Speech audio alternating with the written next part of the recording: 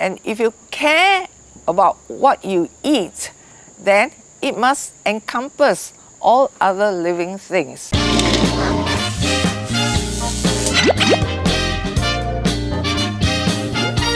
Hello, I am Evelyn Eng-Lim, organic farmer in a Green Circle Eco Farm in 1997. I was at the crossroad and wanted new challenges.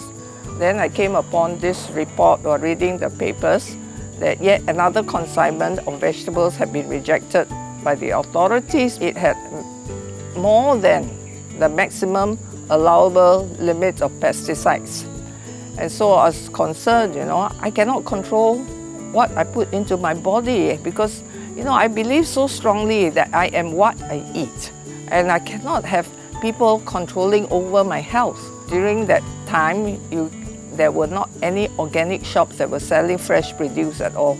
So I was thinking, hey, why not I become a farmer and grow? When we took over possession of Green Circle in 1999, I came with this awareness that I must protect whatever plants that are in the farm itself, and especially the trees, And so whatever trees there were, we don't cut them down at all. Because I realized that some of these trees, even though they are not edible, but they provide shade and also provide fruits for all the wildlife that there is in the farm. So I farm with ecology in my mind all the time. I actually started like all the rest of the other farmers, except that I don't use synthetic chemicals. All of them were planting the Chinese vegetables. So I was doing that. But then on certain months of the year, the productivity drops. So I realized that these are not actually native to our area and cannot seed in our temperature. So I decided, why don't I try to convince the consumers to eat more the local vegetables? So I started to plant a lot of perennial vegetables.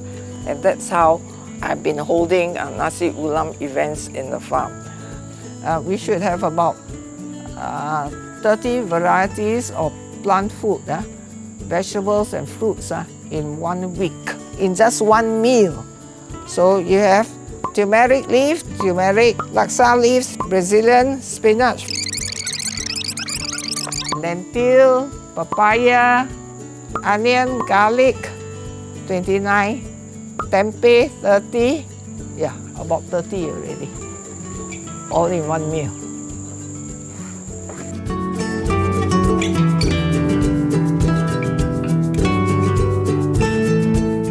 At that time, I was just thinking of the living organisms, the earthworms and all that we must protect. But in later years, I realized because of the biodiversity of the plants here and the animal life here, you have also rich biodiversity of microbes in the soil.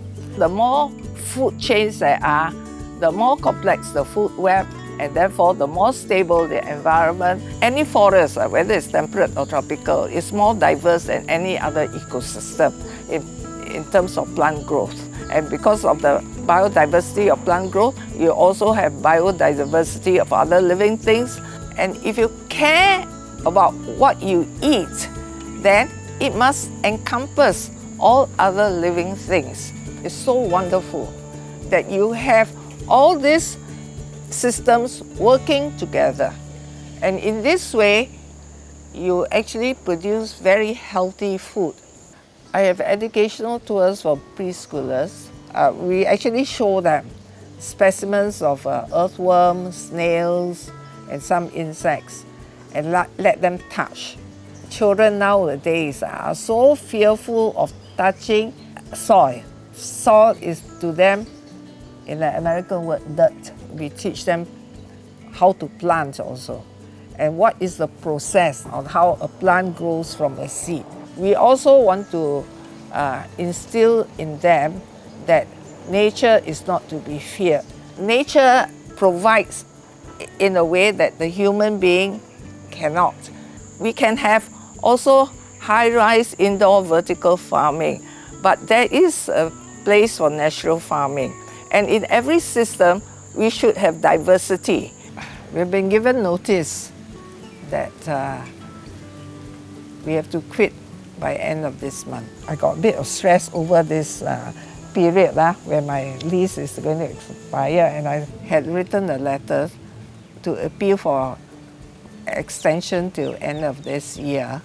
So we are still in limbo in a way. But of course they could suddenly, yeah. I'm Evelyn Eng-Lim, organic farmer, and this is why I do what I do.